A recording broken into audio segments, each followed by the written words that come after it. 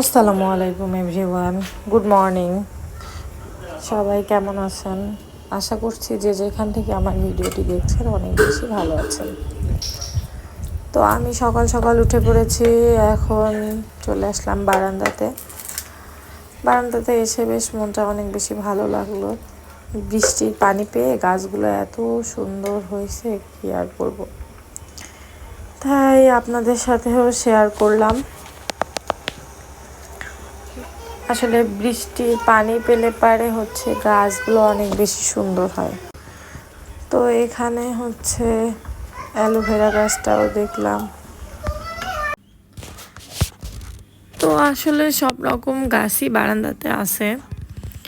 তো এখানে এটা কাটামুকুটের ফুলগুলো হয়েছে আরও ঝরে গেছে, দেখছি সুন্দর লাগছে, বেশ কালারটা অনেক বেশি সুন্দর। তো এখানে এটা ইনডোর প্ল্যান্ট। আমি আসলে এটা রুমেও রাখি, আবার বাহিরেতেও রাখি। এগুলো আসলে দুই জায়গাতেই হয়, মানে বাহিরেও থাকে, মানে ভালো থাকে, আবার রুমেও ভালো থাকে। তো যাই হোক, চলে আসলাম রান্নাঘরে। আমি ডিম সেদ্ধ বসাইয়ে দিয়ে তারপরে গেছিলাম। আজকে আমি ঝটপট রান্নাটা সেরে নেব, কারণ আমার এক্সাম চলছে। আর যেদিন এক্সাম থাকে ওই দিন আমি অনেক ভোরবেলায় উঠে যাই। ভোরবেলা উঠে আসলে কাজগুলো সেরে নিতে হয়, কারণ বাচ্চাদের গোসল করায়ে, খাওয়ায়ে, তারপরে রেডি করায়ে, এদিকে বাসার রুমের সব কাজকর্ম সেরে আসলে যাওয়াটা আমার জন্য অনেক বেশি কষ্টদায়ক।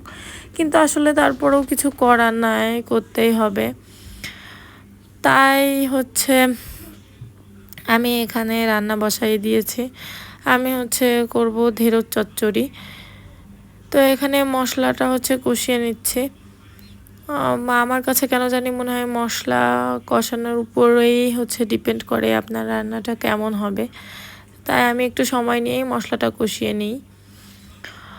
তো এইদিকে আমি রাইস কুকারে ভাতটাও বসিয়ে দিলাম, ভাতটাও হয়ে যাক, কারণ দ্রুত রান্নাবাড়া সেরে কাজকর্ম সেরে আবার এক্সামে যেতে হবে।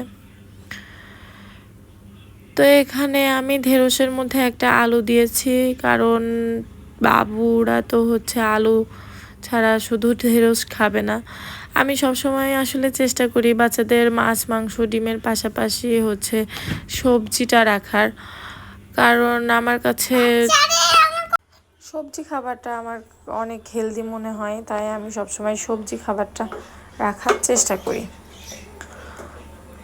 তো এখানে ঢেঁড়স চচ্চড়িটা তো এইদিকে আসলে কি বলেন তো, আমার আসলে এক্সামের দিনটা অনেক বেশি চাপ পড়ে যায়। মানে সব কিছু গুছিয়ে যে আবার 3-4 ঘন্টা বসে এক্সাম দেওয়াটা আসলেও খুব কষ্টকর।